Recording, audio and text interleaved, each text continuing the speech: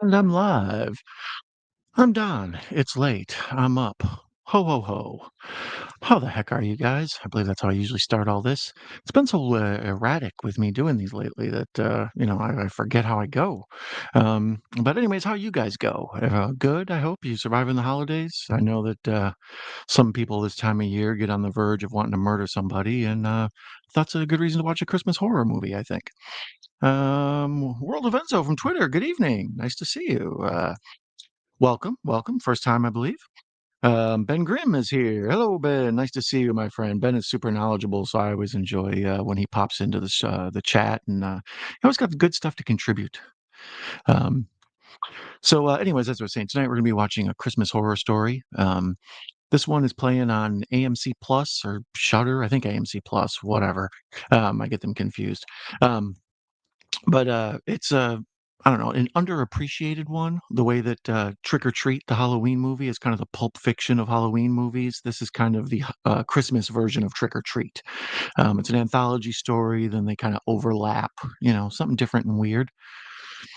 World of Enzo, first time. Yes, how are you, sir? Hi, welcome, welcome. Nice to see you. I always enjoy people who dig movies, and this time of year, people like the either the sappy, weird, Christmas movies that are on Hallmark and Lifetime, and people, there's a certain niche for that, obviously. But then there's also the Christmas horror and the Christmas action, and then the Christmas comedy. So many different genres under the Christmas umbrella. So I thought tonight we'd do a Christmas horror movie and talk some Christmas horror movies, and what better to watch than a Christmas horror story? So, like I say, I'm going to watch this on AMC Plus. I believe that's where it is. Yes. Oh, so I'm sorry. It is Shutter, even though Google tells you AMC Plus. You can never trust Google. They told me earlier that the Mean One, the Mr. Grinch inspired um, horror flick, those properties when they go into public domain, people make anything. So there's a one called The Mean One starring the guy who's Art the Clown. So I was interested in checking it out. Horribly reviewed. It looks like it would be terrible, but thus, I was very disappointed to find out it was only on like I think Stars or something. I was like, I'm not messing with all that. So I already have AMC Plus and slash Shutter, their little multi-platform dealy there. Um, so I thought we would watch this tonight, talk about this one. The biggest star in this film is William Shatner. He's the DJ that sort of tells the narration of the story, and we'll get to all that as we watch. Um, my favorite depiction of Krampus on film. Yeah, this is a really scary Krampus. I enjoy that Krampus movie, just regular Krampus, I guess it's called. But there are 8 million Krampus movies. When I was going through, do you know there's a sister Krampus about a Krampus nun? Man, once that Nun movie got success, everybody had to have a Nun movie. Is there a Nun Shark movie? Seems like there would be. I don't know whenever I found you, but I got a notification that you were live. I'm glad I'm here. Well, welcome. Yeah, the for those of you first time ever checking out this show or hanging out with us, I'm a person who has trouble sleeping at night, like a lot of us. Right now it is 2:05 on the East Coast. I believe that's what that says. Clock's far across the room. Um, yeah, I'll be up for a while, and usually what I do late at night when I can't sleep is put on a movie and watch it. Um, Sometimes I watch it with you guys and we discuss it, or really I just talk and the folks in the chat provide a bunch of insight that I steal as my own, but you get the idea. Um, so tonight, uncomfortable laughter of honesty. Tonight, I thought we would watch this movie, A Christmas Horror Story. Mildly interesting film. I think the first time I saw it, I wasn't expecting much. I thought it was going to be one of those cheapo Krampus movies, and shot on a camcorder or whatever, made directly with an iPhone. But this one, no, it's really high budget, looks good. It's made by the people who made the Ginger Snaps movies, so it's got a tie to Ginger Snaps. It takes place in Bailey Downs, which is the small town that the Ginger Snaps film takes place in. Also Orphan Black. I've never seen Orphan Black, but apparently this town also exists on that show. But I thought I would get started this. I have a little bit of a scratchy throat, so pardon my lozenge. And it's really just an excuse to say lozenge. It's a fun word. Um, let's see here. What are you doing to me here? I got it keyed up. No, I don't want to resume. I want to watch it. Let's see. The streaming world, it was so much easier when it was all physical media. Um, I love me some physical media. There's Restart. That's what I was looking for. Ugh, tech savvy, I tell you. Um, Yeah, the first time I saw this, I was expecting it to be a super cheapo, uninteresting film on, one of those made for a buck or 2, but this one, like, it kind of knocked my socks off a little bit. It's surprisingly entertaining, and then the whole wraparound story thing, like most films like this, when they do the anthology that all intertwines, you don't really realize what's going on until you figure it all out, you're just sort of like, "I'm confused. Oh, wait a minute, isn't that the guy from the other oh, what?" And then, you sort of figure it out from there. Alright, so now here we are starting. Um, Starts off with Christmas music. Let's see how many title or, production company cards we have. That's always a tip-off of whether or not the movie's gonna have any, troubles. If there's multiple production cards up front, "Uh-oh, lots of different funding had to come in to get this made," which means not one person had a total faith in it. So now we're on our 2nd production card. There's Copperfield, which I wonder if that's a fake one. Entertainment One in Copperfield. I wonder if that's a fake name, because of David Copperfield. Like I say, this is a Christmas horror story, so it has the multiple, Christmas horror elements in it. There's a scary Santa thing, there's a Krampus thing, there's the evil elf deal. I believe I've only seen this once before, and then I think I saw it on the background somewhere, and I kind of was like paying attention to it half-assedly. But like I say, it was one that caught me off guard, and I wanted to see again. William Shatner holds the whole thing together, and who doesn't love Captain Kirk? While we're waiting for the credits to get done, let's IMDb gives this movie a 5.8 out of 10, so incredibly low rated. Although on Rotten Tomatoes, 83% for the critics, 48% for the popcorn meter. So, the people who watch a ton of movies probably appreciate this one because it's slightly different, even though it's derivative of other things, strangely to say.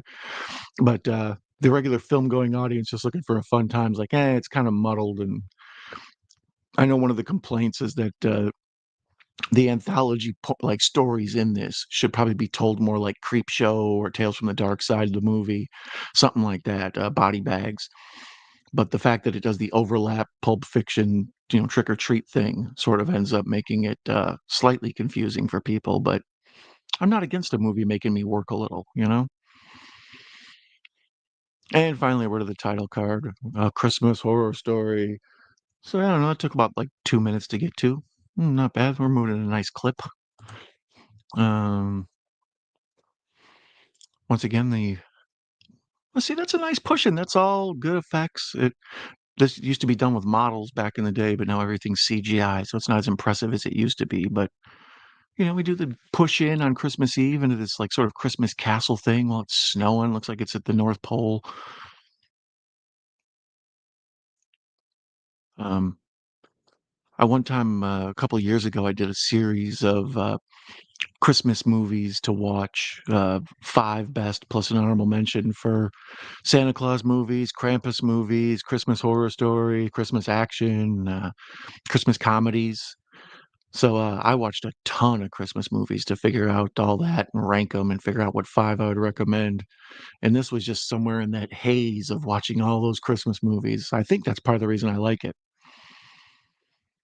Um, yeah, here's the Santa in this sad old manger where they're keeping the reindeer Rudolph and them. Yeah, this is a good Santa. I think it's oh boy, what's boy's name? George Buzza or something like that. George Buzza nailed it.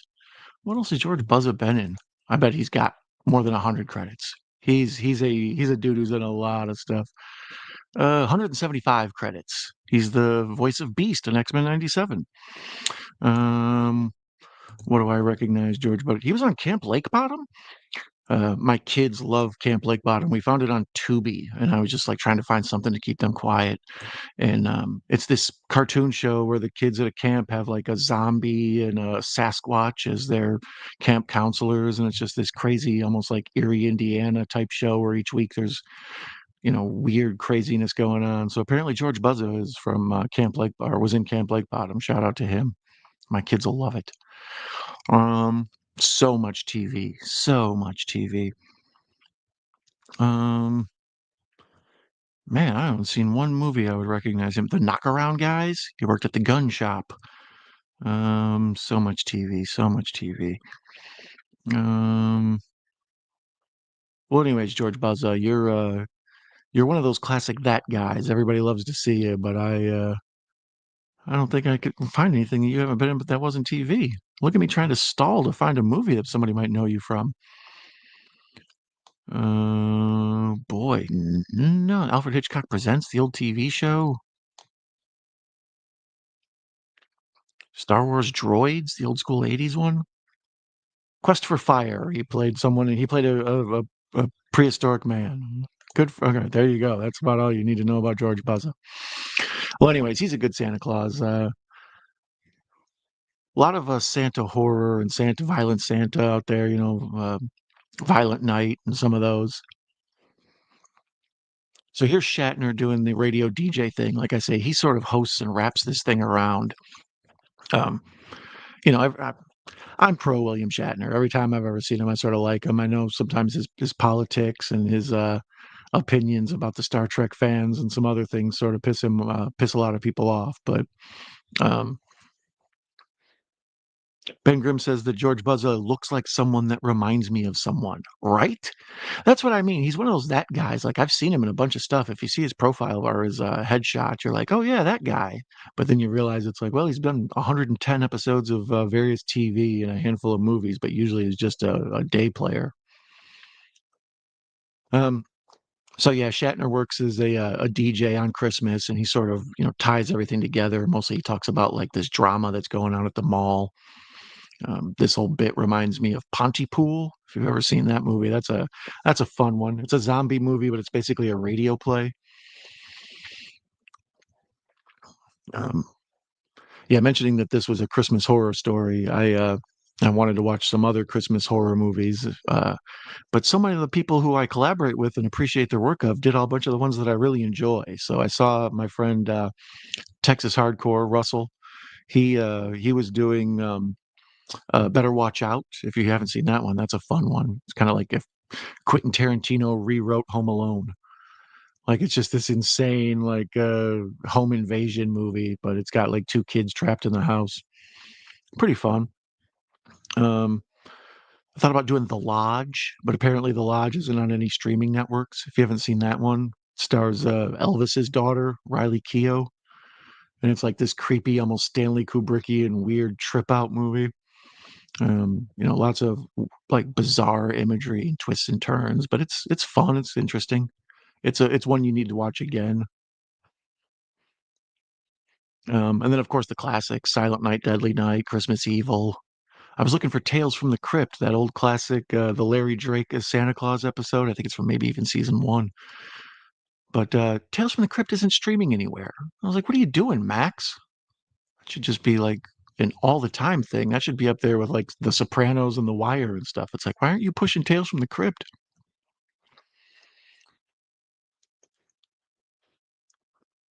So here we see the cops investigating a bloody murder scene, and on the wall it says, "Unto us a child is born."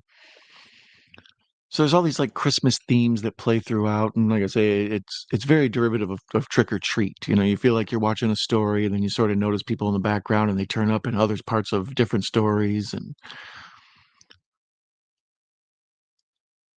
personally, I think I'm going to go out on a limb here. I think I'm going to lose up some people. So, controversy coming. Hot take. I actually kind of enjoy this more than I enjoy Eli Roth Thanksgiving. I know I have a checkered past with Thanksgiving, and I've grown to like it more than I did the first time. But as far as movies based solely on holidays, this one's pretty good. Tales from the Crypt has a whole seasons on HD on YouTube. Oh, see, there you go. So that's nice. Are they put there by a user, or is that one of those free YouTube deals where you can watch the commercials? I figured if it wasn't on Max or Prime, it would have had to have been like on Tubi or somewhere, but no, I couldn't find it. So the Tales from the Crypt cartoon, which I remember watching a handful of episodes when it was like first run on Saturday mornings. They're out there, but the regulars, they're a pain. Ben says it's a user. Okay, so yeah, that's one of those things. I never understand how some people get away with that. I know some folks do like they flip the image and they maybe speed it up a little bit, or they mess with the audio somewhat. Some people put the smaller picture with like a framing around it, like kind of a template, so it's sitting on there. It's like, how do you guys get away with this copyright stuff? I'll never understand it.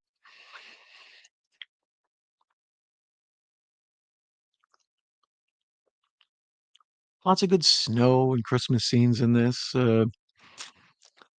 Although these people driving in this car looks pretty. It's obviously processed. I would assume that's green screen, but maybe even CGI in the background is terrible. But the budget on this is surprisingly good. As I said, I couldn't find the total budget on it. It has to probably be around 10. But most of those movies that have the Krampus in them, other than the big Krampus one with what's his name, Adam Scott or whatever, that one's a decent one. That's sort of the big one everybody knows. But every other Krampus film that's out there, oof, brutal. Yeah, let's look. Let's see Krampus movie.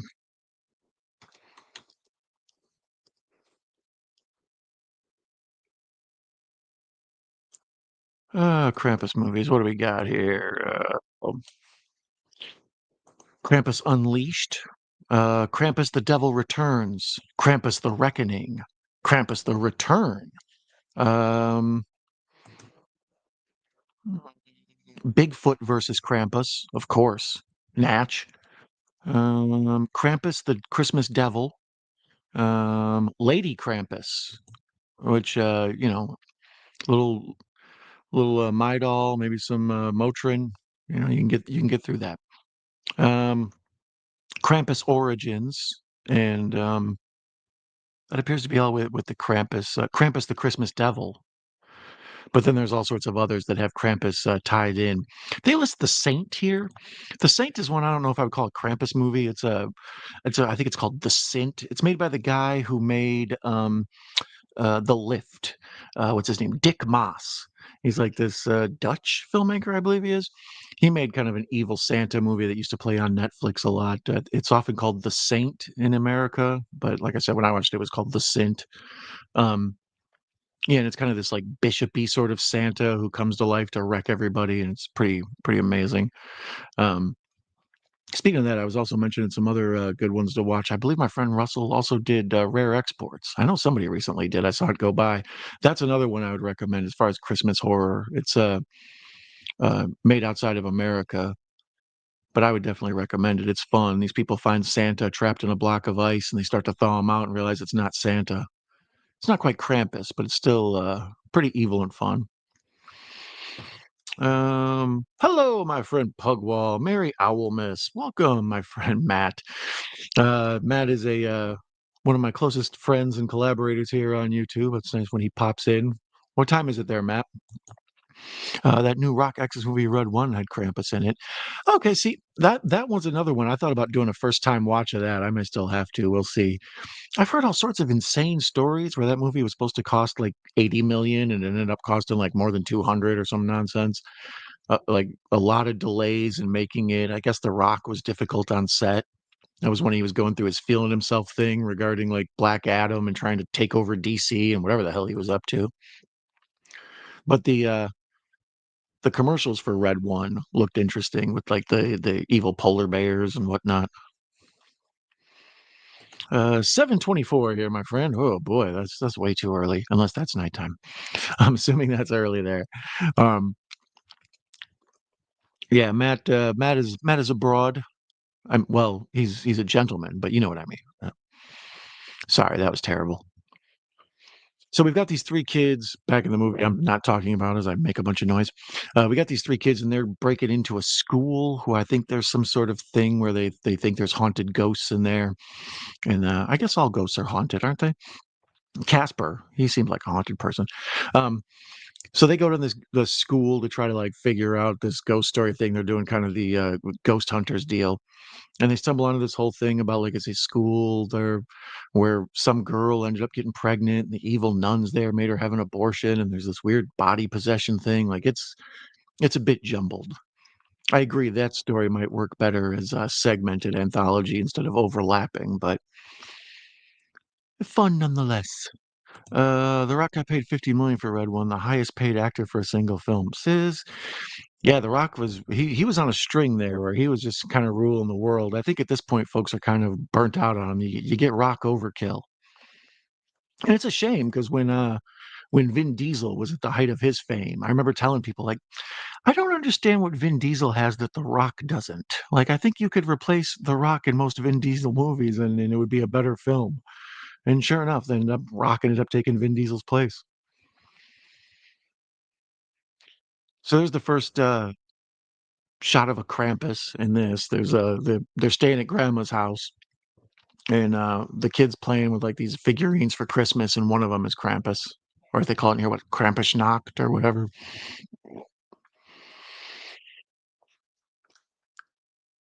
Kind of the classic. What is this lady's name? Dang it! I'm gonna be trying to think of that forever.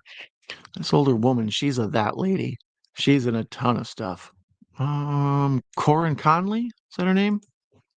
Corinne Conley, I guess. No, that's not her. I don't know who the hell. Oh, yeah, that is her. Never mind. See, look at me, so confused. IMDb give you the wrong things. 113 credits for her. She was in Wolf Cop. That's all you need to know. Um, what is she probably most famous from that everybody would know her? Let's see what her first one. I bet she started in 1858. No, first film was 1953. Look at you, Corinne Conley. Um, what's something people might know her?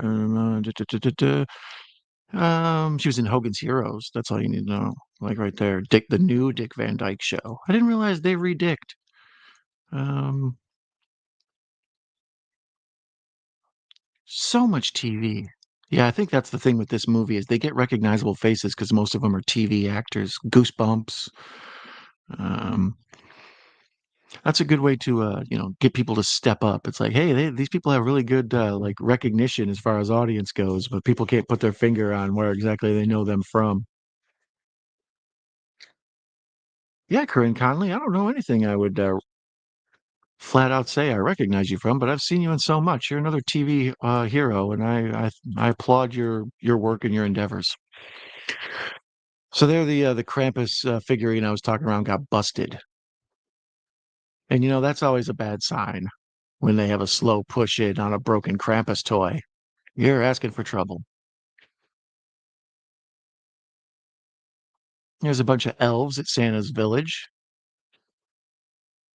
and we pull out and we see Santa getting measured for his suit and stuff. Good old George Busba. This is pretty high production value once again. That's the thing that took me back about this is I was expecting it to be super cheap looking, and it's actually really, really nice quality. Like I said, it was made by the Ginger Snaps people. They had a lot of opportunities to figure out how to make these movies look good on a cheap budget. Let me know in the chat if you've ever seen any of the Ginger Snaps movies. I'm a big fan of werewolf films, obviously, 'cause I'm up late at night, so the full moon is something that jumps out at me when they do. And I love a good vampire or a good werewolf movie on the full moon. Let's see. Um, Need to do my Silent Night, Deadly Night marathon, but it always reminds me of being miserable isolating during COVID and watching them on Christmas Day. Good times trying a few new ones this year. Garbage Day?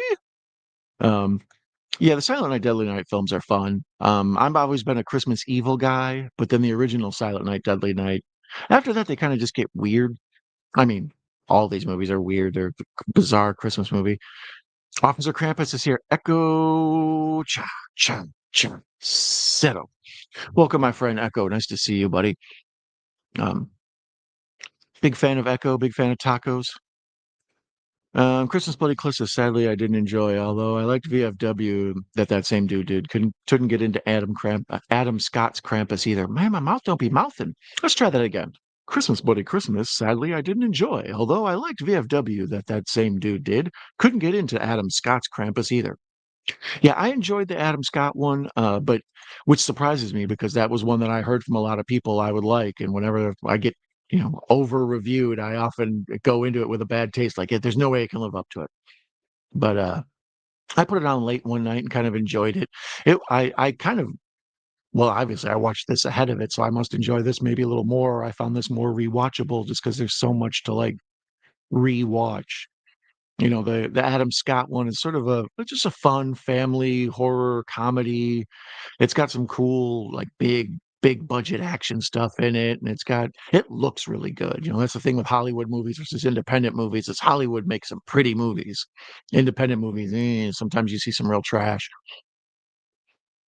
But like if you told me I think there is a sequel to that coming out or whatever, the Adam Scott one. Yeah, I mean that shows you how excited I am for the concept of that. Like, oh, okay, sure. With Toni Collette, is that who's in it too as well? Um, Mr. Bones, nice to see you. Donnie D in a place to be. Welcome, my friend Bones. Pugwell loves ginger snaps. Yeah, I enjoy ginger snaps too. Or ginger snaps also, I should say.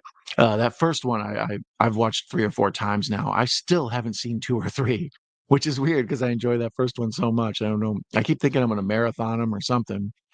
That first one's I don't know, fun. It's like this bizarre feminist empowerment movie. The mouth don't be mouthing, sorry guys. So but it's this transformation from child to womanhood as told through a werewolf story. I don't know, it's kind of fascinating and fun, but at the same time it looks like a really well made episode of Degrassi Junior High or something.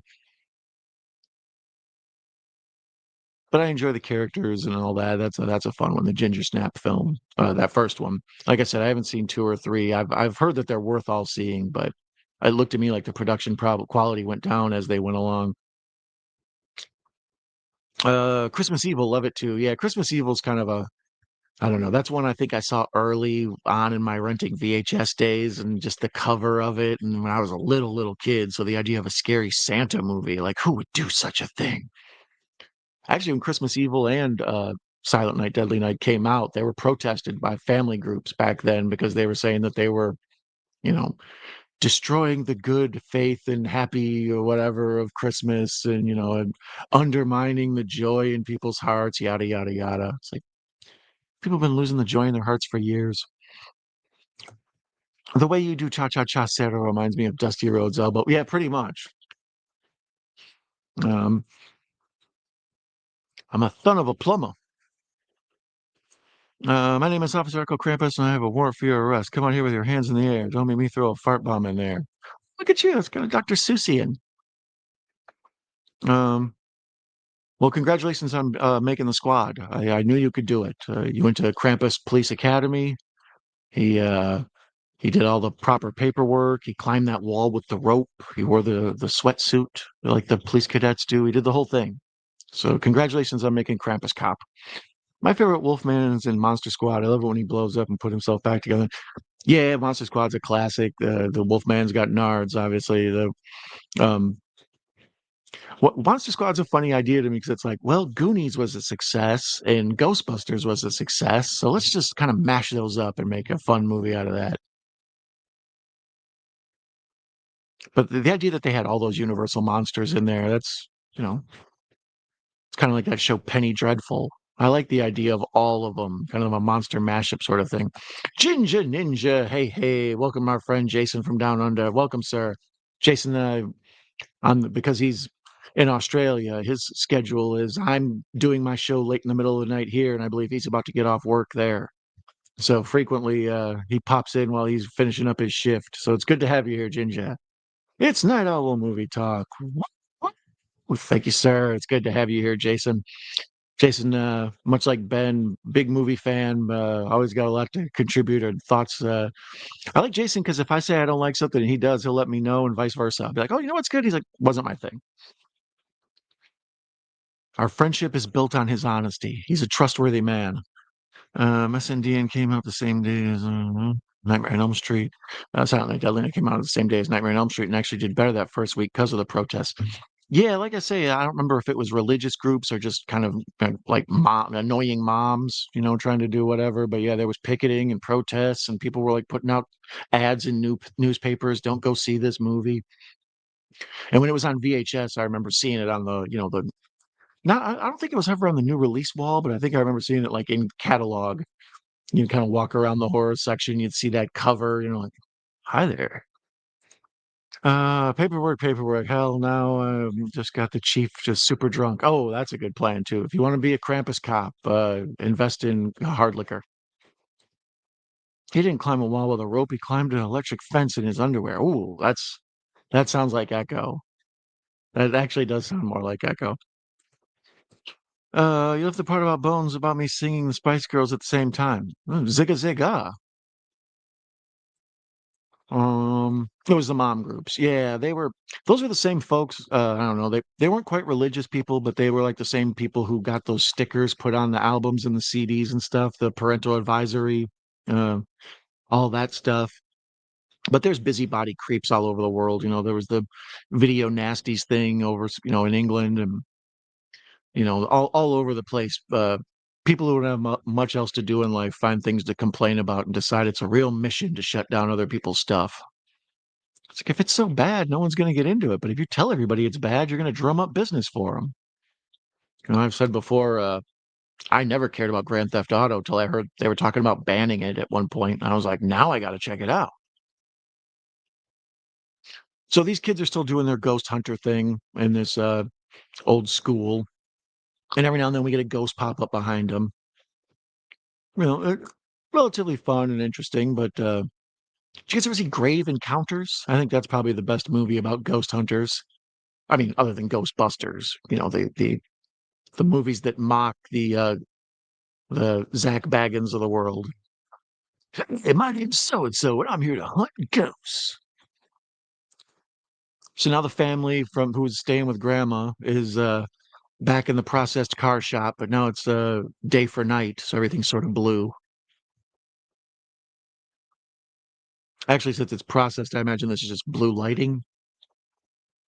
Like, it needs to be nighttime. Turn the lights blue. Perfect.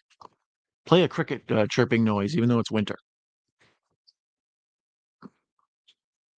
That's what I like about the movie community, at least the YouTube community. Difference in opinions on movies are respected. Oh, for sure. That's one of the reasons I love movies in general and why I have this channel. Most things in our like world these days are so divisive that people will find a way to argue about anything. So like if obviously you can't talk politics, but if you talk sports even, the people who are the rival to that team will just be like, I hate you. Or you give your thoughts on music or whatever, like, oh, this music's good. I don't like this kind. What do you know? But movies in general, people are like, not my cup of tea. And the good thing about movies is if somebody doesn't like one that I tell them I liked, they'll usually tell me one they think is better, kind of in the same genre, and I get put up on new movies I didn't know about. Have you seen such and such? No, but I'll add it to the list. Want a good ghost hunting one? Check out Go Gonjiam Haunted Asylum, South Korean freaky as fudge.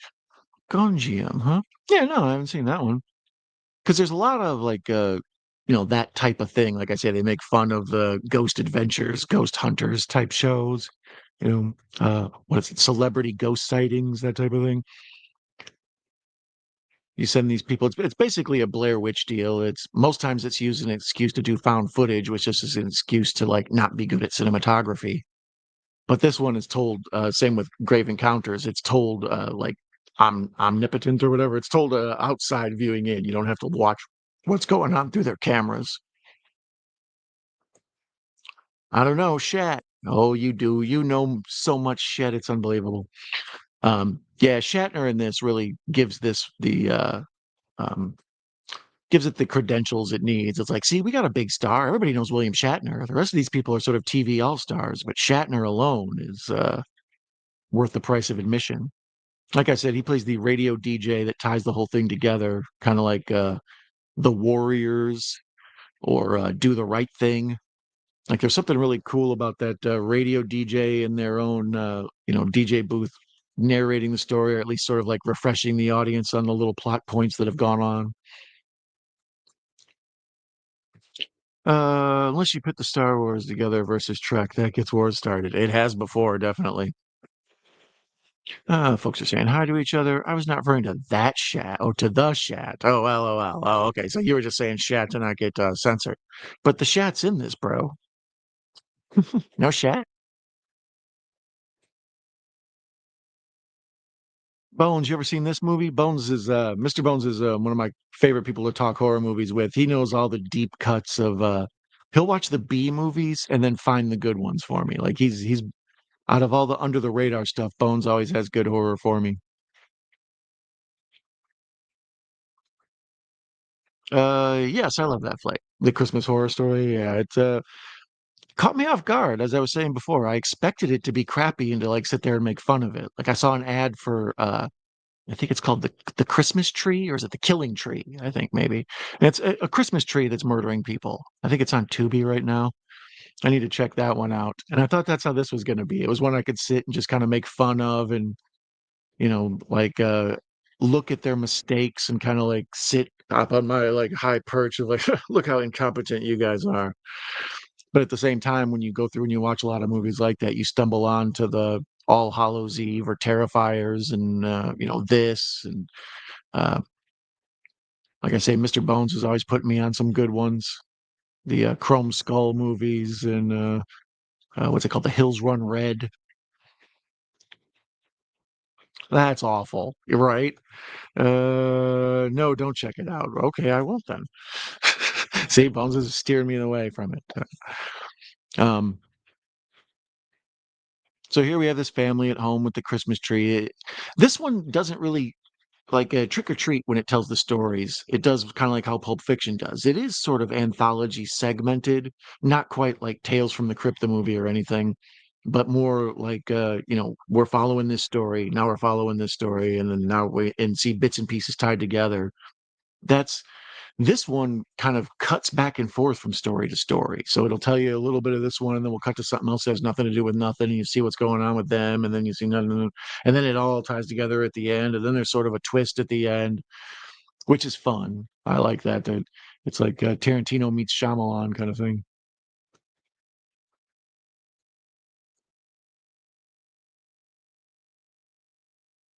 Yeah, let me know in the comments or the chat now. What's your guys' favorite Christmas horror movie? Um, Pugwall was here earlier, and we were talking about some of the classics, Christmas Evil, Silent Night, Deadly Night. But what's your personal fave on these? Uh, I was mentioning earlier, I like Better Watch Out. I think that's a fun one. Um, Gremlins is probably the all-time best, my favorite Christmas horror movie. I know it's got some cuteness and family stuff in it, so it doesn't feel like a horror movie. But I rewatched it recently with my kids, and they were scared to go to bed. They were afraid Gremlins were in the house. And I remember as a kid having this like crazy dream where a monster ended up getting a gun, and it like messed me up because even in my brain, I'm like, monsters aren't supposed to have guns. They don't need them. That's cheating. That's the same thing I thought when I saw Terrifier. Um, but in there's a part in Gremlins where Stripe is holding up a gun, and I was like, I bet that's what it fueled my childhood nightmares. That little bastard. We watched an interesting, cool one, and I reviewed it called Santa Stein. A kid kills Santa when he's 12 and saves his brain. Team puts it in his cadaver. Yeah, I saw Santa Stein earlier. I went through on the Fire Stick and went put Christmas horror in and just saw what everything popped up. And then I went to Tubi and did the same thing. So I'm up on all the terrible Christmas movies there are, Christmas horror there are. And yeah, Santa Stein was in there. Um, I'm curious about Raccoons 2, The Dark Night of the Dark something or other. Around the time Cocaine Bear came out, there was just like a abundance of horror, like silly horror movies of animals, whacked out of their minds. There's Craccoon and Heroin Shark or whatever the hell it's called. Um, Sorry, I got distracted. We're doing the push in again on Santa's Village. The CGI is surprisingly really good. Much better than uh, the Santa Claus with Tim Allen. So take that, Disney. The people who made Ginger Snaps are better than you. Black Christmas turns 50 on December 20th. Well, in the U.S. it does because it was U.S. released at 74. There's another classic. I can't believe I wasn't even mentioning it. There's several Black Christmases. The original, the old school from the 70s, I think is the one most people like. But then there was one, oh God, I think there's four of them now. There was one that came out in 2000. 2009, 2010, something like that. I don't know. Let's look up Black Christmas. But then they made a remake again in the teens, and then later on uh there's one Black Christmas, which I think is an all black audience or an all black cast. Jeez, look at me getting all lost.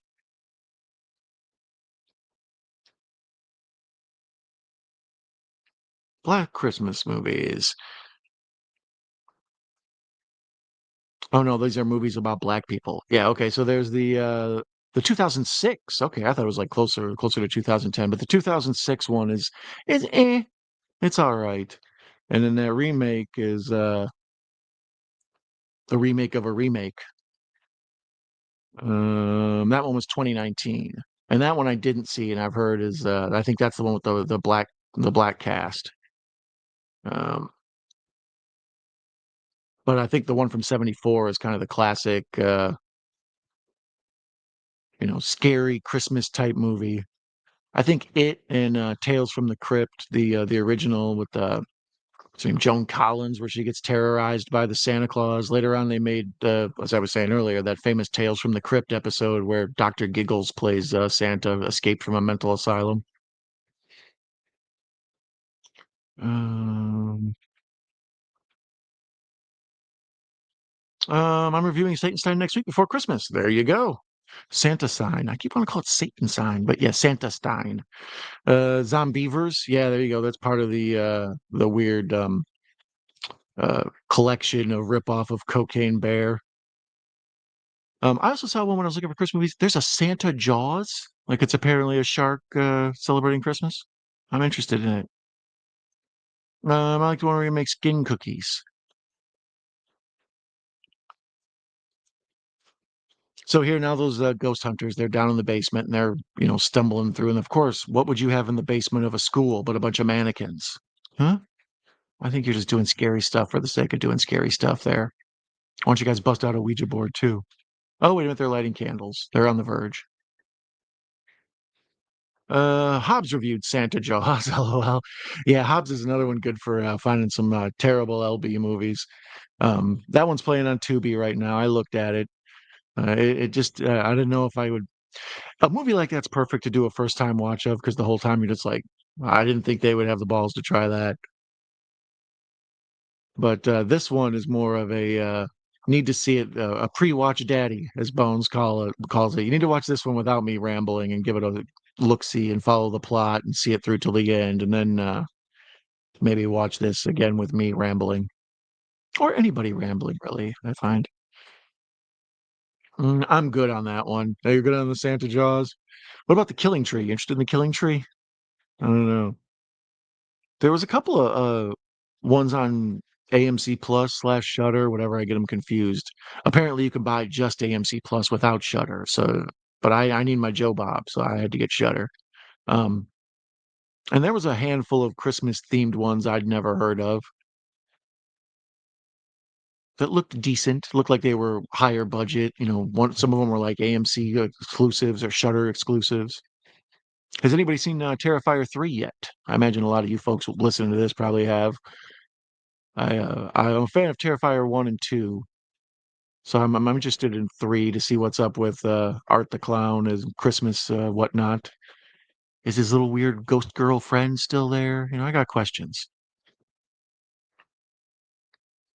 Um, Santa Jaws at the top of my Christmas-based shark films, right ahead of Jaws 4.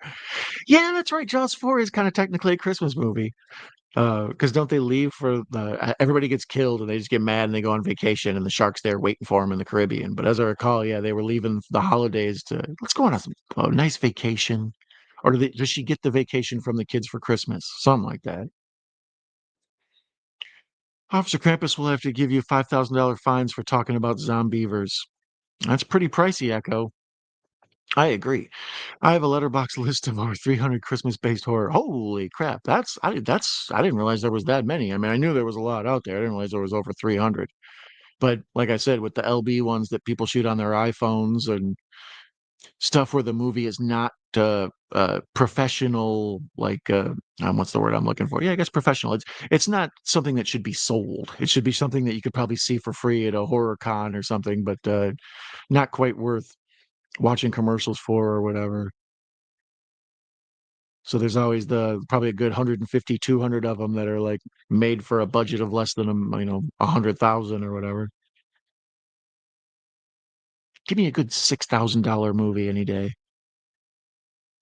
You ain't seen three? Did I? You need to get on that. Yeah, I know. I When it was at the theater, I thought about going, and then I was like, well, I'd rather watch it close to Christmas. And the way Terrifier 2 came out and then was out on streaming like the next day, like it was so fast. Like I thought it was still in the theaters and it was already on Tubi and Prime and like, whoa. Um, so I kind of was hoping Terrifier 3 would be like that, but apparently it was a bit of a success at the theater. It made like, what did I see earlier? Like almost 90 million worldwide or whatever. So yeah, it looks like Art the Clown is catching on pretty good.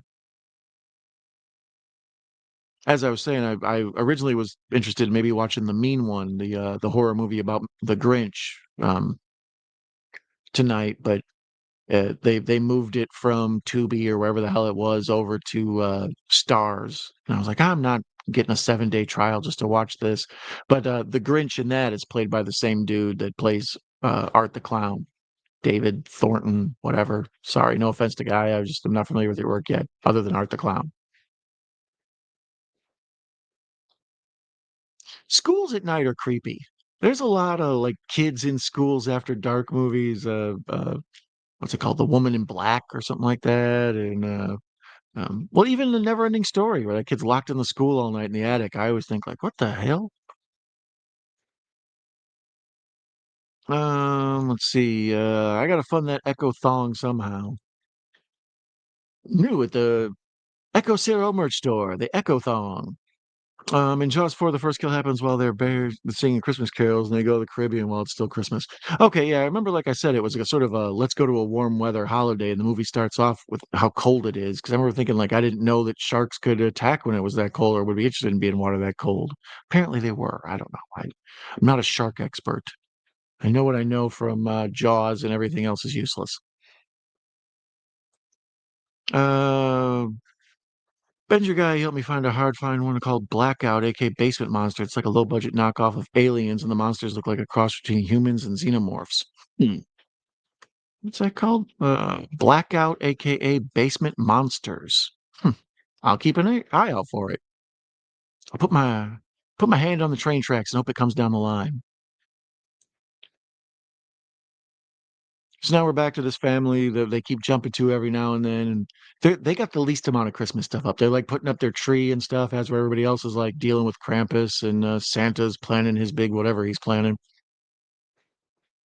Me and Lay did the Mean One. I tried to invite you that week, but it was MIA into a void somewhere. Yeah, sometimes I get sucked into parallel dimensions and disappear and what have you. Did you guys like the Mean One? And I bet May probably dug it. I think she's a fan of the Grinch. I was talking to a friend about how Christmas movies in sunny locations don't have that Christmas feel, right? This is my first holidays in a sunny location. I've lived most of my life in Illinois, Wisconsin, and Michigan. So like, I'm used to being bombarded with snow and dark days and the cold and everything. This year I'm in Tampa, Florida.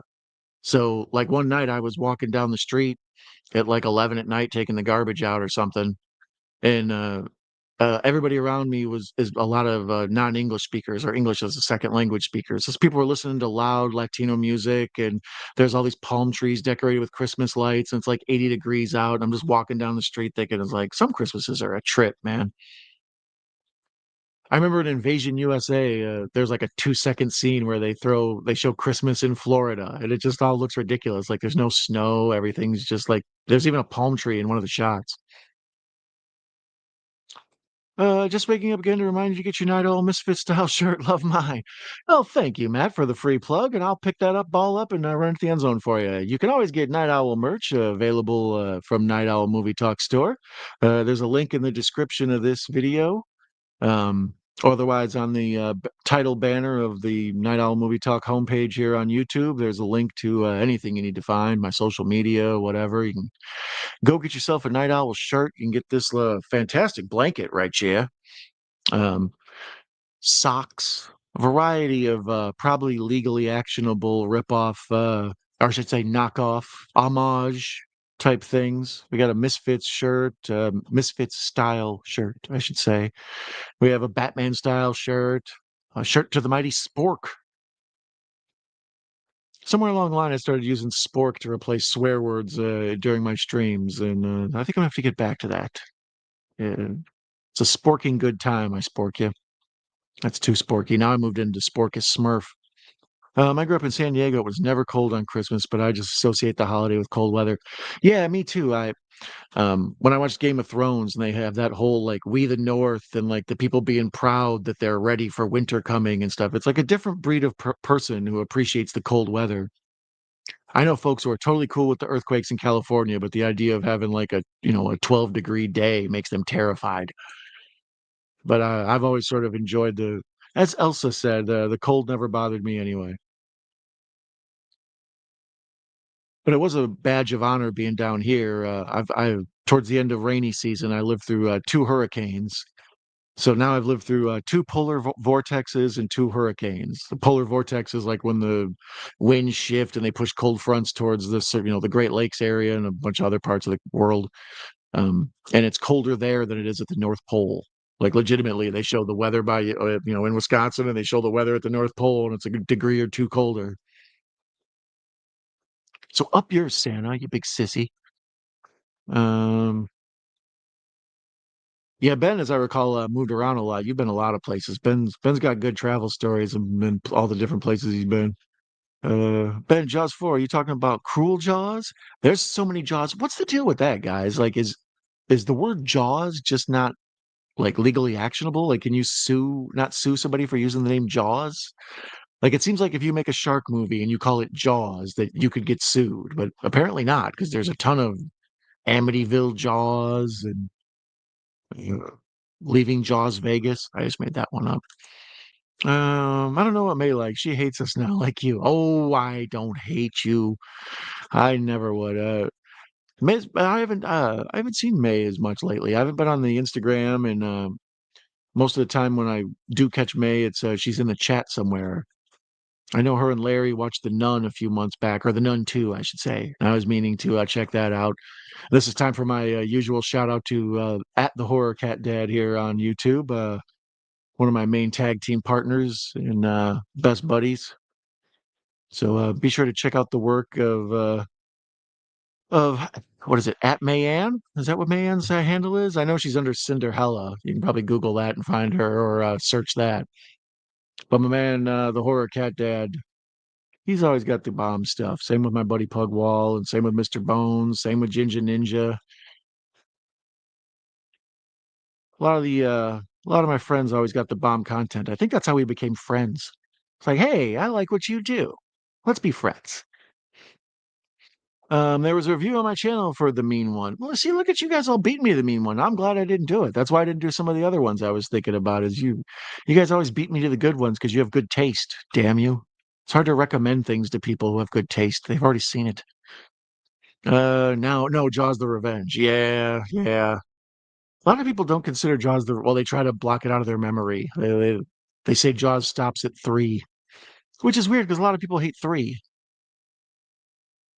I saw Jaws 3 in the theater as a little kid, and it was in 3D. And the fish in the theater tripped me out. So every time I think of Jaws, and there's a part where like a underground, like kind of what do you call it? One of those observatory tubes that you walk in under like an ocean. You can see all the fish and stuff. And when that explodes, and the screen fills with water. I remember as a kid, like people freaking out in the theater. Folks were simpletons when I was a child. It was nice. Oh, given the recent drop in Aussie dollar to the U.S., ouch. What did I miss? The mean one? Yeah, I'm a military brat, and I've been in the military, so I've lived in a bunch of states and countries. Yeah, Ben's a world traveler. He's got some life experience. God bless him. You skipped my other sentence. LOL. What did I skip? You know what? I think um on the StreamYard, a lot of times they only show me the top comments, which I've never understood that whole top comments, all comments thing. I guess they assume everybody has 9 million people watching streams.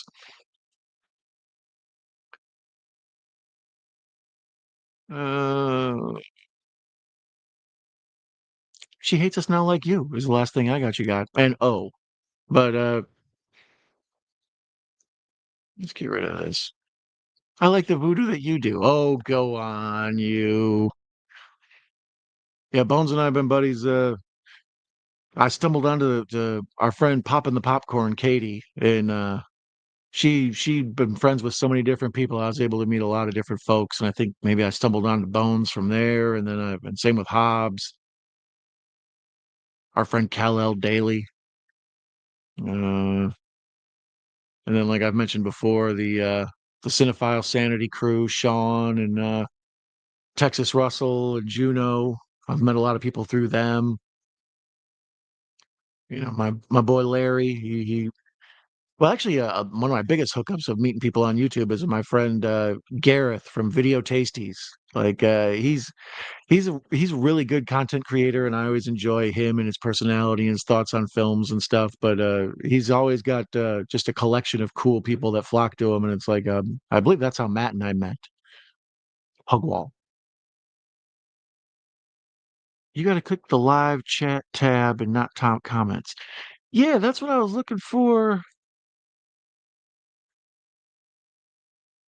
But do they have that on StreamYard? Because that's usually what I go through is I read the reviews on StreamYard or the comments through StreamYard so I could post them. Is there a is there a tab that sets it to the look at me doing tech on here.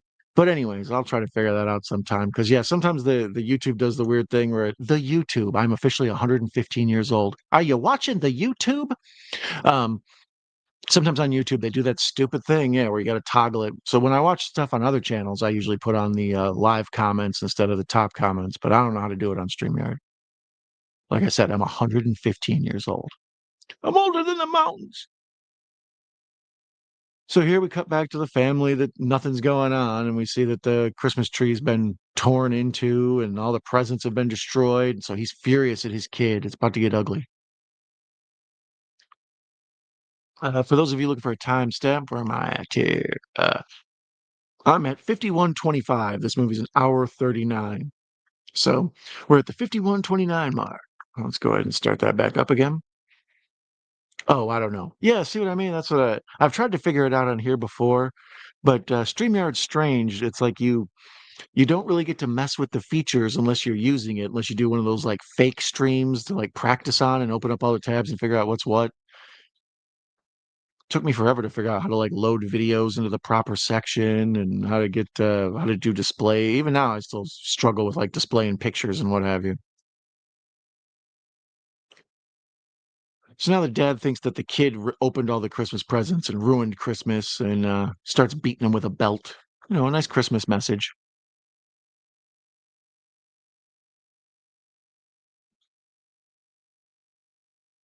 You guys, anybody there doing any travel or anything interesting for the holidays? If you're going somewhere, let me know where you go in the comments or the chat. As we were talking about, Ben gets around. This is my first year away from snow, which is killing me. The other day I woke up and it was 60 degrees in the morning. I didn't know what to do with myself. It's like you turn on the news and you see back home, it's like 2 feet of snow. Sort of miss it. I miss that horrible driving and low visibility, wearing 19 layers.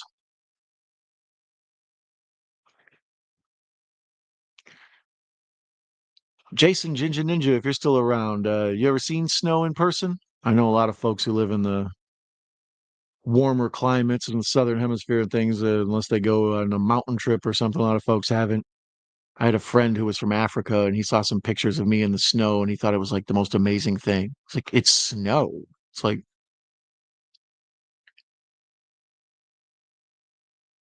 but we've never seen it. Weird crystals falling from the sky, turning everything white is probably pretty interesting. I kind of miss it.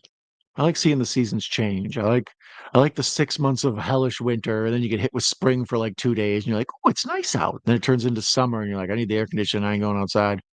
And then fall comes and Halloween, and I'm all happy and joyful, and then it goes away after like 2 weeks, and the snow's here again. It's like that's why I say feels like Game of Thrones sometimes. We the North, man, it's cold. Waking up early to scrape your windows. Yeah, exactly. Going out and starting the car or using the remote to start the car. I actually enjoy shoveling though. It's weird. When I wake up and I see a fresh coat of snow outside, I like going out and shoveling and getting the clean lines, and you see like your sidewalk and your driveway and everything all lined up, all pretty. I don't know. Same with when there's a lot of snow and you have to shovel or use the snow blower and you get that like crisp little wall everywhere along where you're walking. Pretty dope.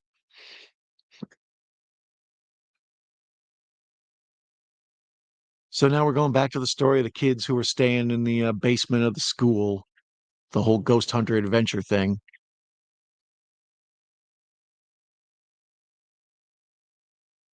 And yeah, here's where Molly, one of the woman who's part of the group, she gets possessed.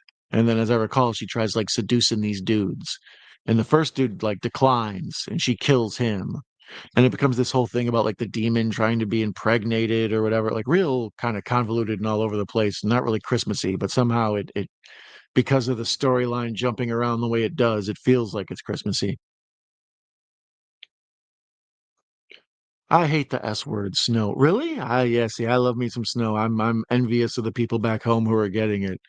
There's something about it's like there's a part in A Christmas Story where Ralphie wakes up on Christmas morning and he sees it's a fresh coat of snow outside and there's like this magical feeling. That's how snow always feels to me. It's like yesterday it was kind of brown and glum, and then today I woke up and it's a winter wonderland out here.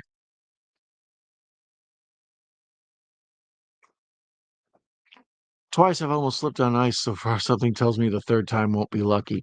Yeah, the ice sucks, especially when you get that like rain that turns into snow, and then underneath all the snow, there's just a thin sheet of ice, and then the snow's on top of it, hiding it. Like it's a total death trap. Because even if you shovel, there's that coat of ice underneath it. And then people always want to drive like jackasses. Snow driving is the same as Florida driving. The people either drive way too fast like crazy people, or they drive way too slow. It's like there's the retirees, and then there's the young, like Fast and Furious crowd, and there's no in between. Me, I'm the in between. I'm the driving middle class here. And that's how it is in snowstorms. It's like one person's an idiot, the other person's killing me because they're going too slow. Just do what I do. Can't you guys just all follow my lead? You're killing me. My least favorite story is the Ghost Hunter story. Yeah, out of all of them, it's the one that is least Christmassy. Like I said, this father being upset about Christmas and stuff, and hitting his kid, and all that. That at least it's Christmassy. We see them putting up their Christmas tree, and we learn about the different changelings and all that. But that Krampus storyline is the real star of this one, especially the end part of it. I like snow when I don't have to drive anywhere. Yeah, yeah, that's what most people's complaint is, the driving. If you want to mess with people instead of saying snow, say S word and watch how they react. I get a kick out of reactions when I say the S word. Uh, Bones says shat is the S word. Uh, in reference to William Shatner, of course. Speaking of William Shatner, what's your favorite Shatner, you guys? I think everybody's got to be what, the original Star Trek or the Star Trek movies, maybe. Some folks are T.J. Hooker, but yeah, let's see. Let's do the old Mr. Bones 2 hours later and see what he's known for. What four things is he known for? Oh, I should have known. Star Trek V, The Final Frontier, Star Trek III, The Search for Spock, Star Trek II, The Wrath of Khan, and Star Trek IV, The Voyage Home is what he's best known for. William Shatner has 256 credits. Whole lot of TV and um, video game voices and yeah, lots of voiceover. The Devil's Revenge, that's the Krampus one, right? Big Bang Theory, Steam Engines of Oz, that sounds terrible. He was in My Little Pony Friendship is Magic. That's a mashup I never would have expected.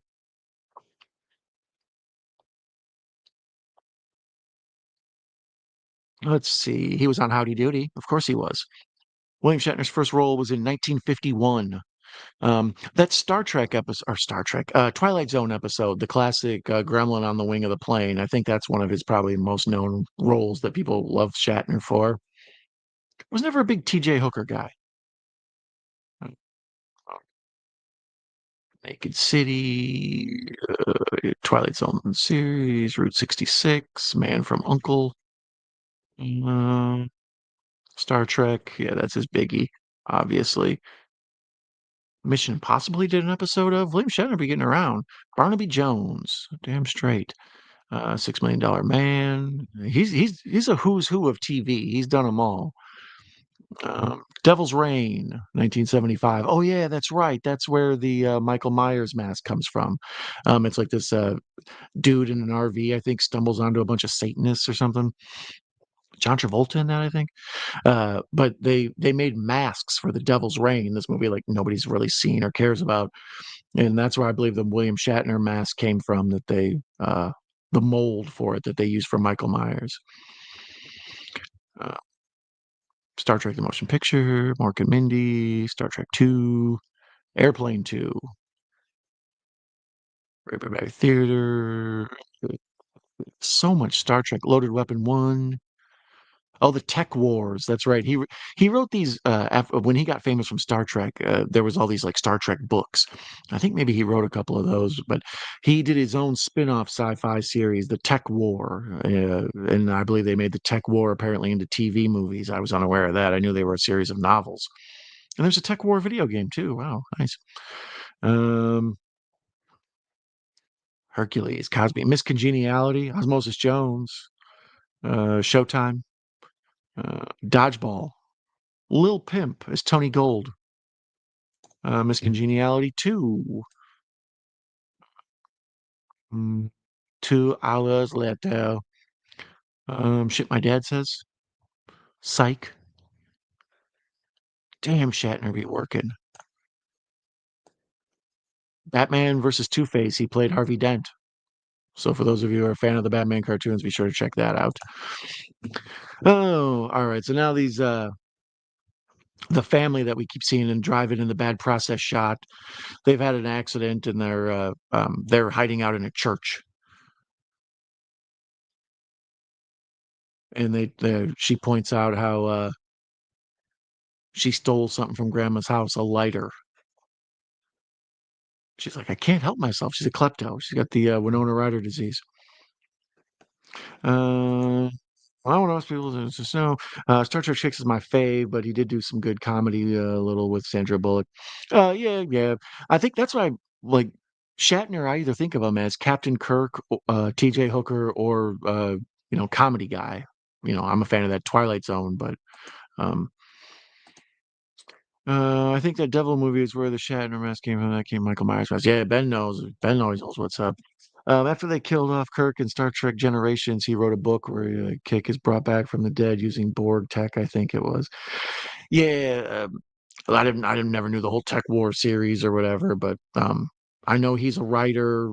I think him and Nimoy both wrote some of those Star Trek books. That Star Trek after the original series went away, and then later on when the Next Generation blew up, there was all these just Star Trek novels. I remember going into bookstores and just seeing endless paperbacks of different Star Trek books in the science fiction section. Shatner in the I think it was the late '80s, early '90s. He went to a Star Trek convention. I think he told some people to get a life, and then they like later on redid that as a skit on Saturday Night Live about how he just offended all these like Star Trek fans. It's like you guys need to let it go. It was an old TV show. And then, of course, he did like, whatever, 7 movies for the rest of his career. That was his big payday.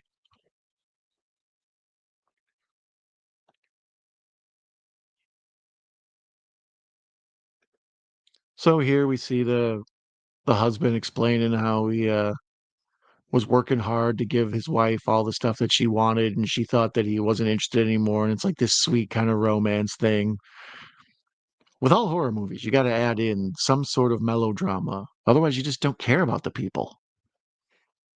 There has to be some sort of broken love affair, some sort of sadness regarding lost children or whatever. Something like that. Then it makes you empathize with the characters more, give a crap about them. And just in the middle of their touching moment, a chain comes busting through the church window with a hook on it, and the guy gets pulled out the window. Yeah, the Krampus stuff in this is by far the best of the stuff in this, I think. Didn't Shatner have a rap album? I wouldn't be surprised. I think he probably did. I know a lot of folks you wouldn't expect did. That was sort of the comedy of it. album. Yes.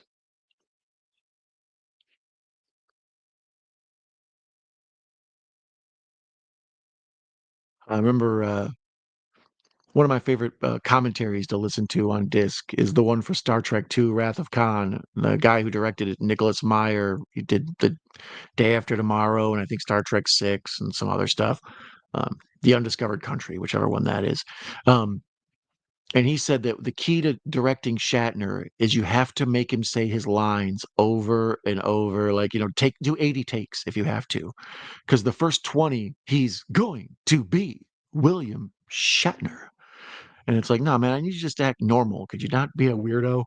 So after you make him do like 20, 30 line readings, eventually he just sort of says what he needs to say and he loses all his energy to be William Shatner. And that's when you get a good performance out of him. His stuff in this looks to me like it was probably all shot in a day. It's here, come sit in this DJ booth. We'll record all your lines. You'll get lunch. You'll come back, spend the second half of the day recording the rest of your lines. Then we'll just intersplice it with the rest of the movie. Shatner did spoken word. Yeah, because I remember Shatner did what, Rocket Man or something like that. Like that was like a famous clip of him sort of slowly speaking the words to Elton John's Rocket Man. And then I think maybe one year for like the MTV Music Awards, Movie Awards, one of them, Shatner came out and did some of his, spoken word while someone plays the bongos or whatever.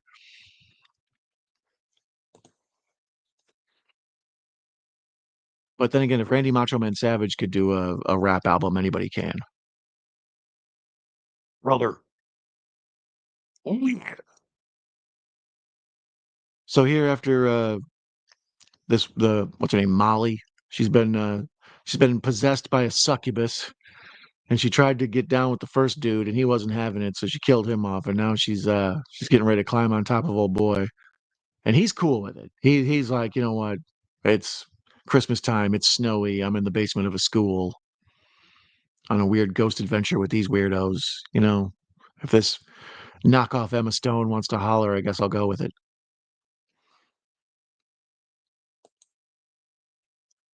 We are at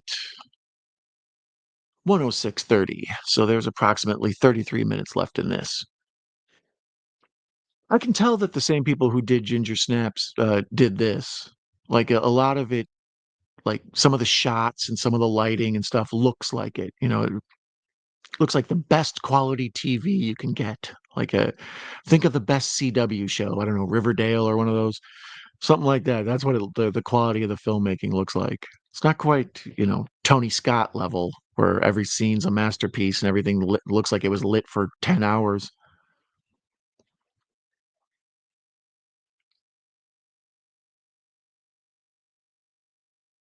Yeah, so she seduced an old boy. That was what distracted me and shut me up for a minute. I was like, down the basement of a school with a giant stuffed llama behind you, huh? This ghost hunting, it's not that half bad.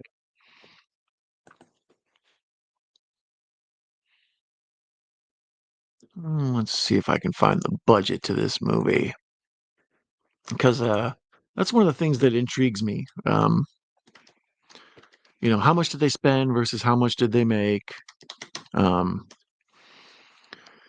uh, there isn't much information about the budget for the 2015 Canadian horror film A Christmas Horror Story, but there's some related information about the movie. Yep. So even Google shut me down on that. They're like, no, you don't need to know. It's none of your business. It's on a need to know basis. Let's go to the box office. Let's go to the numbers.com. Let's see if they know. Uh,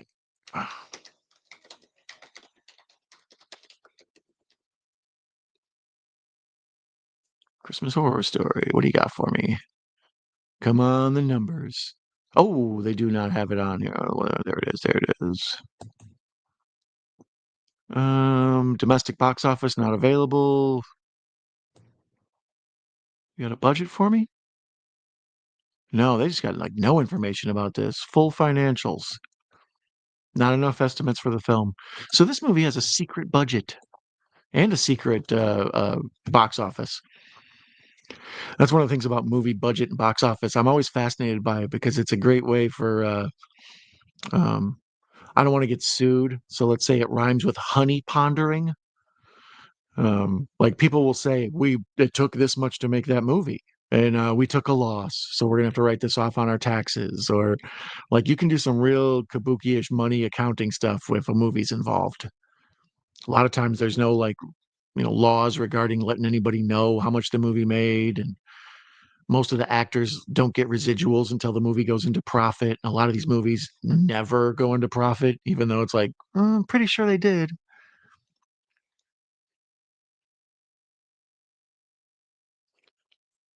So now we're back to the story about the family at home for Christmas and worried about changelings and whatnot.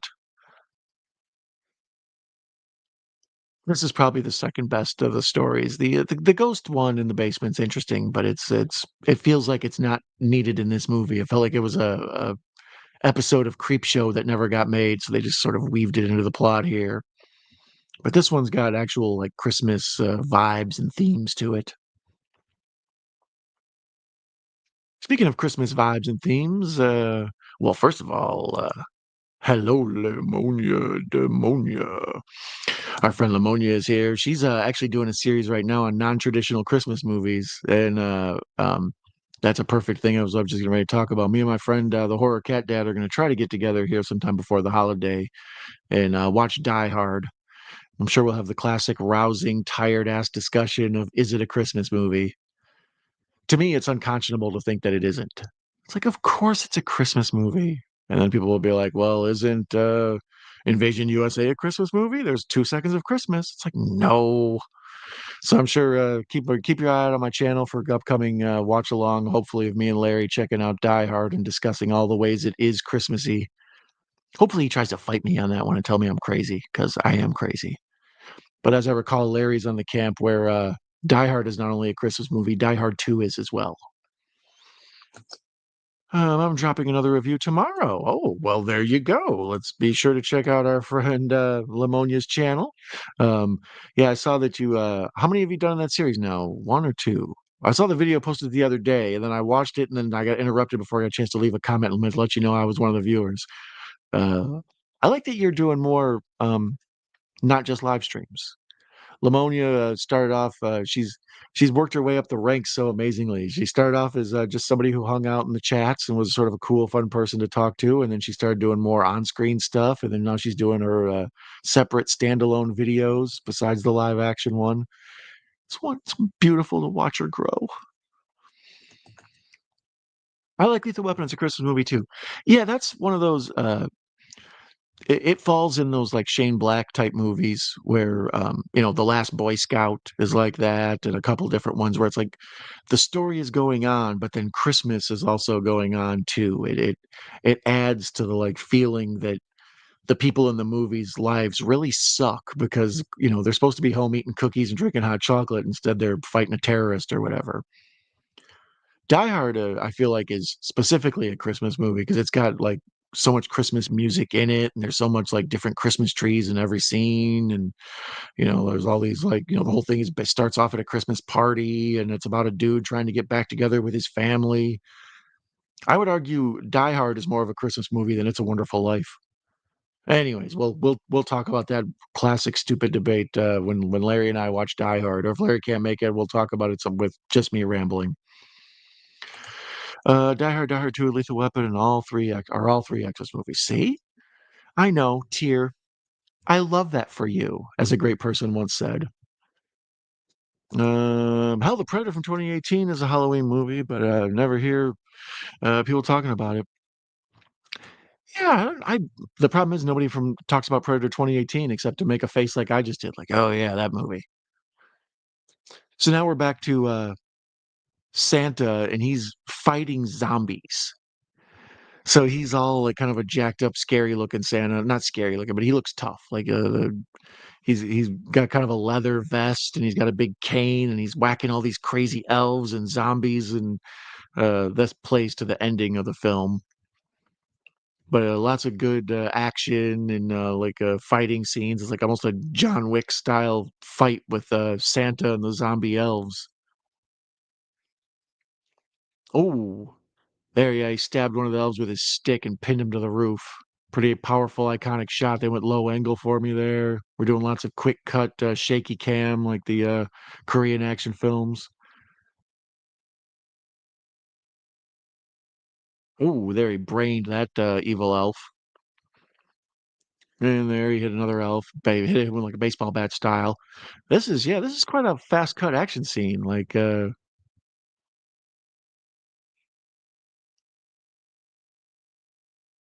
boy, they've got a bunch of as many little people as Canada could find.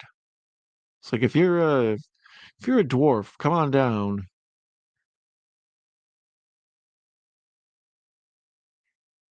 That's pretty awesome scene. Santa looking all Viking, covered in blood.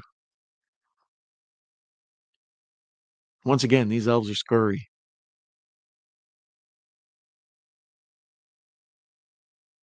Netflix has one called "There's Something in the Barn" or something like that. And it's about like people who moved to I don't know Sweden or Norway somewhere, and while they're there, like some Christmas elves or some garden gnome type elves attack them. That was recommended to me as a Christmas movie to watch. So much Christmas horror, so much Christmas horror.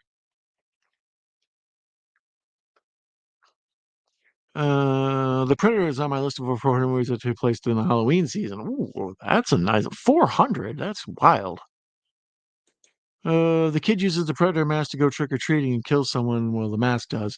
Yeah, I kind of vaguely remember it. The main stuff about Predator 2018, I remember is like what is it? Key or Peel? Key. He has like a what Tourette syndrome, and what Thomas Jane is in it. And then there was a whole thing with like a predator dog.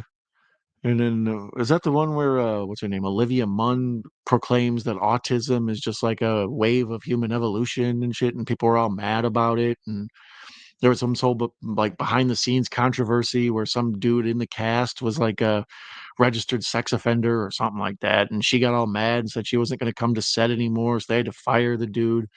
Like Predator 2018 is more interesting to me for all the gossip than the actual movie that was released from it.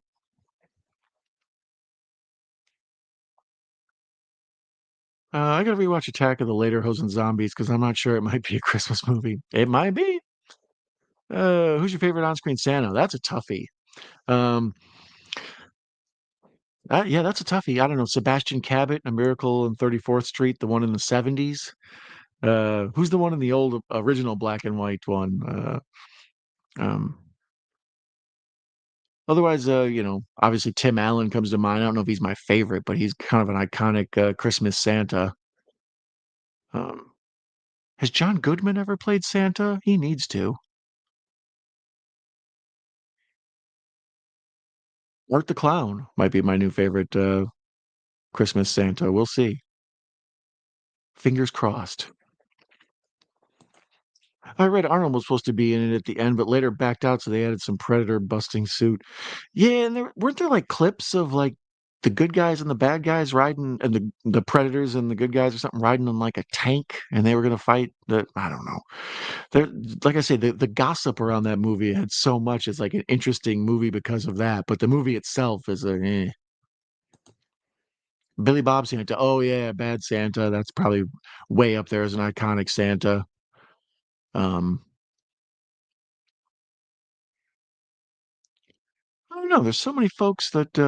What about Dan Aykroyd in Trading Places when he's eating the ham in his beard? Yeah, like I know that's just like a guy playing a Santa at a party, but it's still that image of him all drunk and dirty looking after his life's been ruined and he's just eating ham out of his beard, all drunk. That's a pretty awesome Santa. Paul White makes a good Santa. He was in Jingle All the Way, but then I'm not going to tell a 7 foot tale. Oh man, he makes a bad Santa. That's a good point. Wasn't oh Vern Troyer was an elf, right? Wasn't he in that too? And Tony Todd or whatever his name is that his name? The little guy. No, Tony Todd is a Candyman, right? Yeah, Tony Todd's Candyman. What's the damn the dude who's the other one in Bad Santa who plays an elf? Tony. Somebody's gonna beat me to it. The chat always beats me to it. Tony Cox. There we go. He's like in, I think he's in Friday. Miss Parker's husband, I think, something like that. Apparently, the next Predator movie will have the Predator as the hero. I don't know. Is in Alien versus Predator? I always felt like the Predator was kind of the hero, especially in that first one, the Lance Henriksen frozen tomb one or whatever. I feel like the Predators were kind of the hero in that one, but every other one, they're the villains. So now we're back to the ghostly haunted school. We keep bouncing around back and forth. Not Emma Stone out here trying to seduce everybody. And there she sees the imagery of the evil nuns performing an abortion on this teenage girl. So ghost reenactments. That's the thing with ghosts. They love to reenact stuff. It's like get over it, you guys. Don said Cox, right? I love that for him, right? Santa Butthead too. Oh yeah, that's a good point. Beavis and Butthead. I don't know. Who's in the chat? Be sure to share your favorite Santa, or same in the comments if you're listening along. Uh, yeah, there's so many iconic images of Santa. What about Bill Goldberg and Santa's sleigh? Um, like I mentioned earlier, there's the Silent Night, Deadly Night, Christmas Evil, but they're more just like the imagery. That big tall dude is, and the police lineup. That's kind of awesome looking. Um, whatever the hell that weird Santa is. It's not really a Santa, but the one in Rare Exports at the end when he gets out of the block of ice all naked and he looks all like something out of a Rob Zombie movie. How come Rob Zombie hasn't done a Christmas movie? I need one.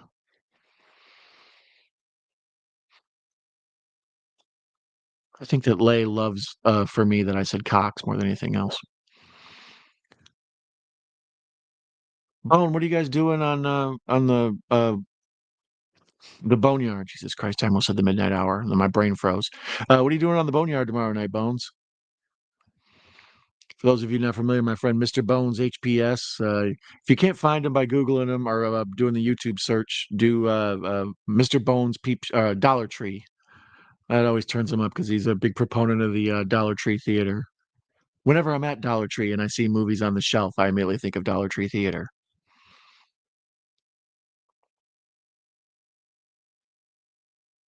Yeah, this is some pretty non-Christmas at all imagery with a ghost lady holding her dead aborted baby. Although the effects on her are pretty, like you could do that with a Halloween makeup kit at home pretty easily. Here, a little pancake makeup, a little raccoon eye. Congratulations, you're evil. It's like most goth girls in high school. I like Santa art. Yeah, I still haven't seen Terrifier 3, as I was saying, but I have a feeling that one's going to be up there with iconic Santas. I think that's a really smart way to take that story, actually. The Art the Clown. Let's do the third one as a Christmas movie. Because many people want to go part three as 3D. And it's like, oh, let's try something different, I say. I don't even know what we're doing on the yard. I always find out last minute. I don't pre-watch anymore. Oh, you're not a pre-watch mommy? Um, yeah, I was thinking about doing a first watch of a movie here tonight, and that was what I thought of immediately. It's like, yeah, but I'm pre-watch daddy. That's what I do.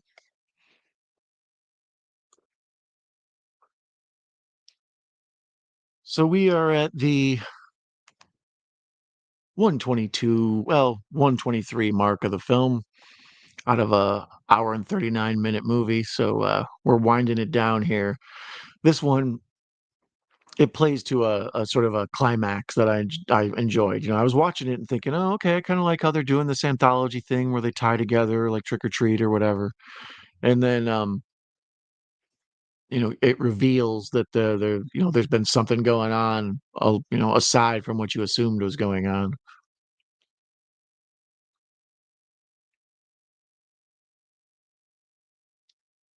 So there, the girl who stole the lighter or whatever runs back to, I believe it was grandma's house, and aunt Etta, sorry.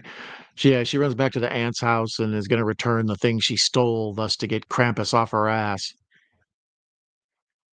Like, no, she's not opening. She is terrified of Krampus too. She knows. She's full of Krampus.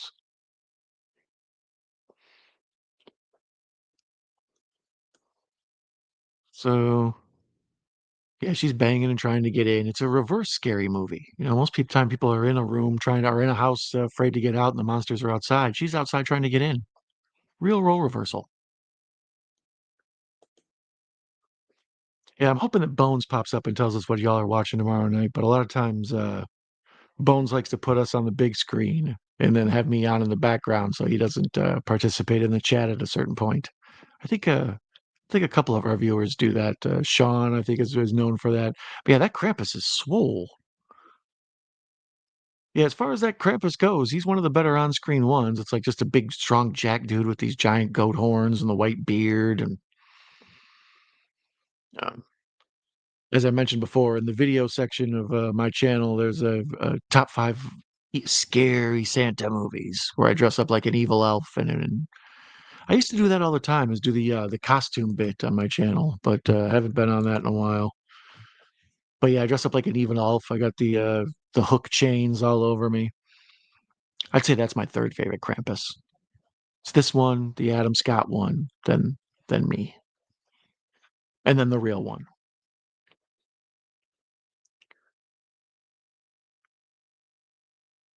So yeah, she's back finally inside and safe from all the horror which befalls her.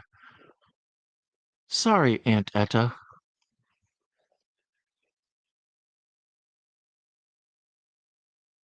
I think that's the true sign of wealth is how tall your fireplace is. Like, if you got like a normal like knee-high fireplace is a fireplace, but when your fireplace is like up to your shoulder or taller, if Shaquille O'Neal can fit in your fireplace, you are wealthy.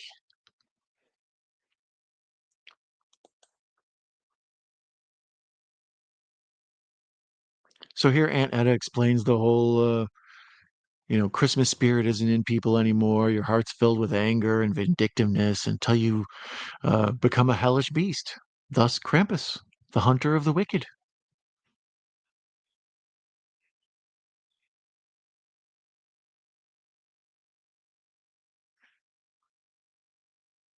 I don't know, there's so many anytime I see an old lady in a Christmas movie, it's hard not to think of Christmas Vacation with the woman who played Betty Boop, or the woman who voiced Betty Boop all those years as Aunt whatever.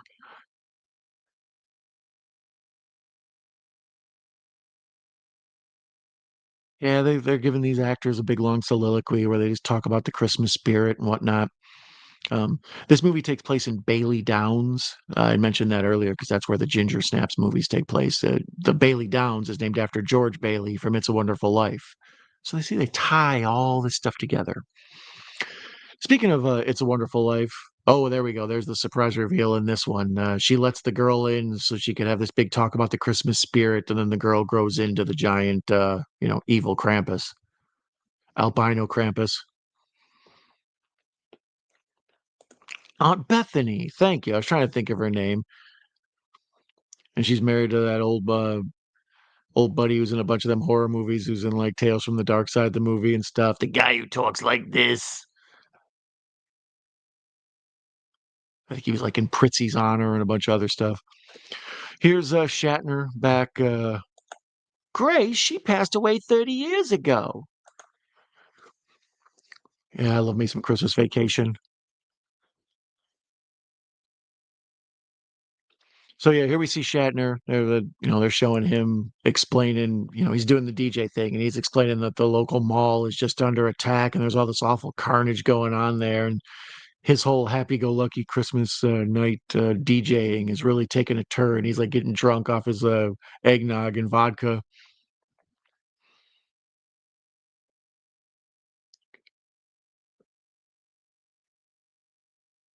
And there we see Santa. We're cutting back to this story where we saw Santa fighting all the zombies. The high intense John Wick action scene starring Santa.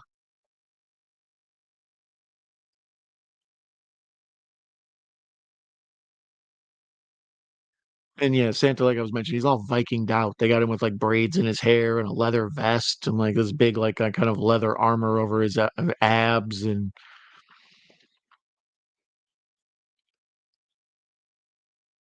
But they don't really explain this part well. I mean, it gets explained later, but you're just sort of like trapped up in the idea of Santa fighting all these zombie elves.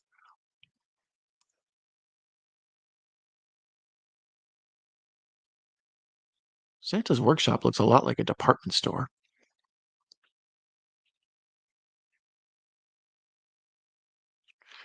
I've been meaning to watch Violent Night. Old buddy George Buzzba or whatever his name is, George Buzza. He uh, he reminds me of dude from Violent Night. I've been meaning to watch It's a Wonderful Knife as well. That one I've heard is decent. I think it falls into that same genre though of time travel horror. There's a lot of that turned up for some reason. The Back to the Future plot line, except they mix horror in.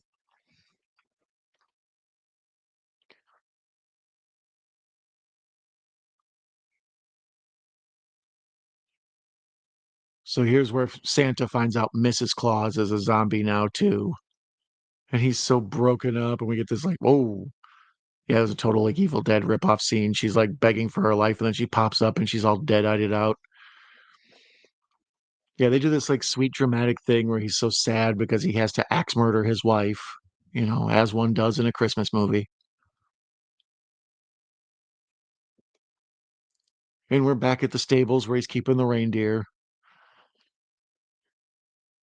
And they do like this kind of cool thing where the doors to the stables are shaken and there's like this white light behind it. It's like the super kind of possessed there's something about a door in front of a white light that's always spooky.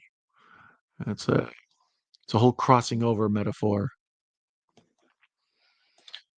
Like, cool people in lay. I got to get to bed. Someone's coming over to look at my mom's cry to see what they need to do to repairs my mom's car. The other people didn't do. Okay. Well, good. Thank you for joining us, Echo. I hope that whole car thing was worked out. Congratulations on becoming a Krampus cop. I think that's a something you can pull off pretty awesomely. Oh, and here we are, the big final showdown. Sorry, Echo. I'll be missing you, my friend. Echo. Cha cha cha. Zero. Um,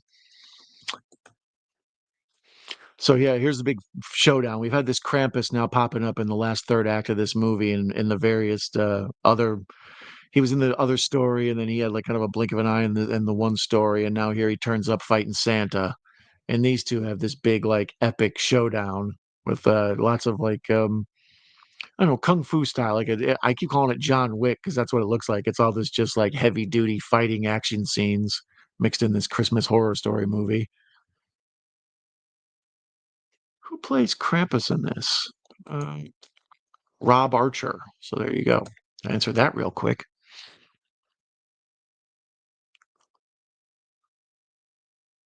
And then yeah, him and Santa do the back and forth thing where he's got the chains with the hooks, and Santa's got his axe, and his I don't know, it's kind of this wild, surreal, overly violent, scary monster Santa thing. And just as he's about to bury the axe into Krampus, the Krampus begs for his life, and he's like, "Please don't hurt me, Norman." And Santa's like, "What?"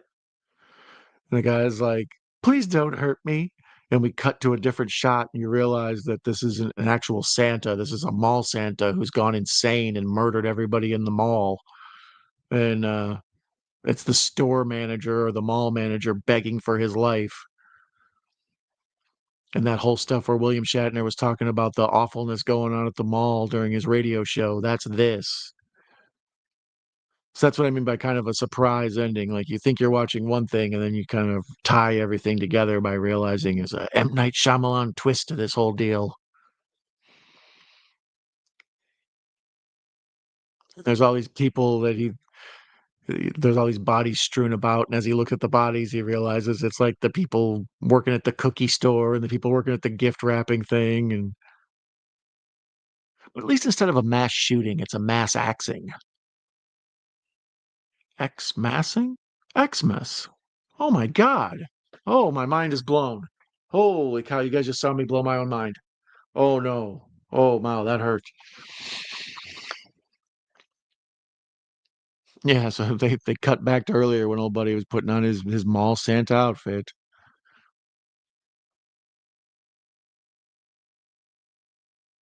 Ho ho ho. Yeah, and I believe that's where we were starting to wrap it up. Yeah, the whole flashback scene of him remembering, where he lost his mind at some point, and here's where the police come in, and I believe they shoot him down. Yeah, there you go. Bang, bang, bang, they open fire on him, and as he tries to take one last swing to kill Krampus, yeah, they just completely blow him away. So what kind of a movie ends with Santa Claus being shot to death after going on a mass, axe murder? Well, I guess, anyone where Santa's an axe murderer probably should end that way if you wanna send the right message to children, you know? He is definitely not getting any presents, though. He's on the naughty list. He's getting coal for Christmas.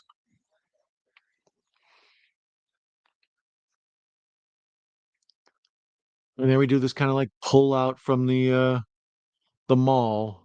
Looks like, I don't know, sort of a crane. Probably they used a drone.